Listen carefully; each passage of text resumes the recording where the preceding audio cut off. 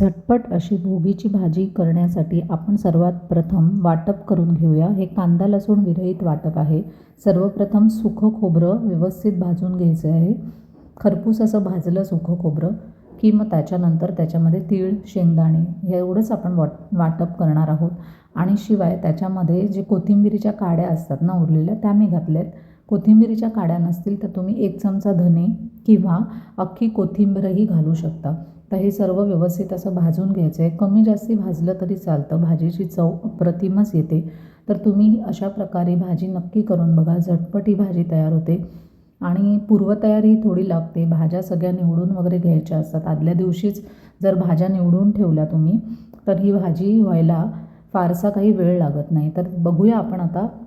मी ते शेंगदाणे भाजून घेते आहे.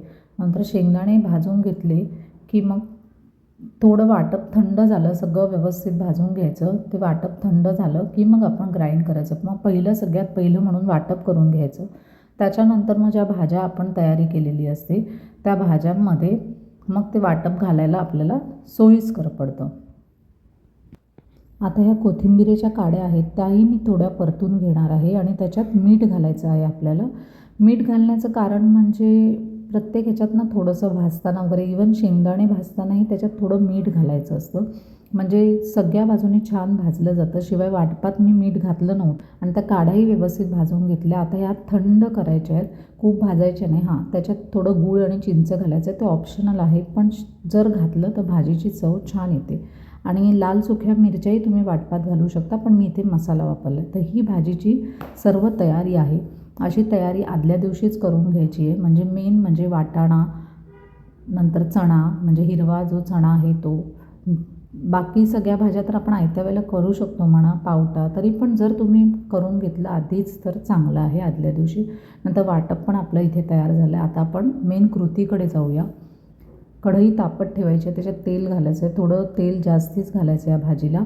कमी तेलातही करू शकतो, पण आज मी इथे तेल जास्ती वापरलं आहे कारण भाज्या आपण शिजवून घ्यायच्या आहेत. आणि शेंगदाणे शिजवून घेतले ना तर चांगले, म्हणजे अजून लवकर भाजी होते. कृतीकडे वळूया.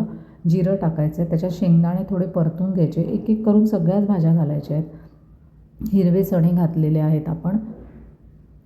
ते जरासे परतले की मग लगेच आपण त्याच्यामध्ये फरसबी घालायची आहे. तुम्हाला ज्या भाज्या आवडतात त्या ह्याच्यात घालायच्या असं नाही आहे. तर ह्याच भाज्या ठराविक आहेत, ह्याच ह्याच्यात घालतात. शिवाय बोर आणि ऊसही घालतात, पण मी इथे घातलं नाही आहे. तुम्हाला जर आवडत असेल आणि तुम्हाला जर मिळालं, अवेलेबल असेल तुमच्या इथे, तर तुम्ही तेही घाला भाजीत. भाजीला उत्तम चव येते.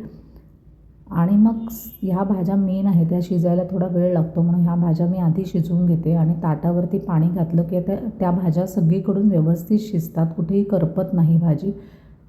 गॅसची फ्लेम मिडियम ठेवायची आहे. आणि ह्या भाज्या थोड्या शिजल्या की मग त्याच्यानंतर वांगं, गाजर वगैरे टाकायचं आहे. परत एक वाफ काढून घ्यायची. ही वाफेवर छान भाजी शिजवायची. 5-10 मिनटं लागतात.